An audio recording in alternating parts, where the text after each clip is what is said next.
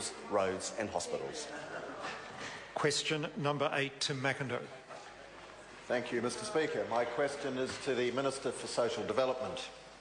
How will the Social Security, Youth Support and Work Focus Amendment Bill provide greater support for young people at risk of long-term welfare dependency? The Honourable Paula Bennett. Mr Speaker, the bill makes changes to put in place total wraparound support for young people, both who are on benefit and who are not on benefit, including young teen parents.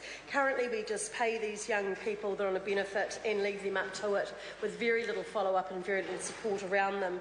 We're putting a youth provider alongside each young person to support them, manage their benefit, provide parenting and budgeting assistance, as well as ensuring they are in education, training or work-based learning.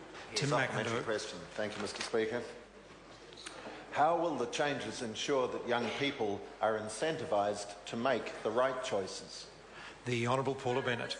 When looking at the kinds of behaviours that we wanted from these young people, we looked at whether or not we incentivise or whether or not you penalise. I'm pleased that we're putting in incentive payments. We will pay a young person on benefit an extra payment, for example, if they are 6 months in education, training or work-based learning, for completing a budgeting program, and young parents, if they complete a parenting program, enrolled their children with a PHO and have done their well child checks, they can actually get up to $30 extra a week.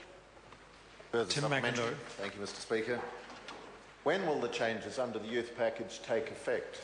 The Honourable Paula Bennett. Speaker, as there are a number of bills that have been progressed through the House recently, this bill's current implementation date requires amendment. We are seeking to change the current implementation date for the bill to 20th of August 2012. This will give more time following enactment for several procedural steps, which include developing the necessary regulations, ordering Council to accompany the legislation, as well as consultation with relevant parties, particularly though we were concerned about giving the right kind of notice to those young people and wanted to give at least 2 weeks for that to happen.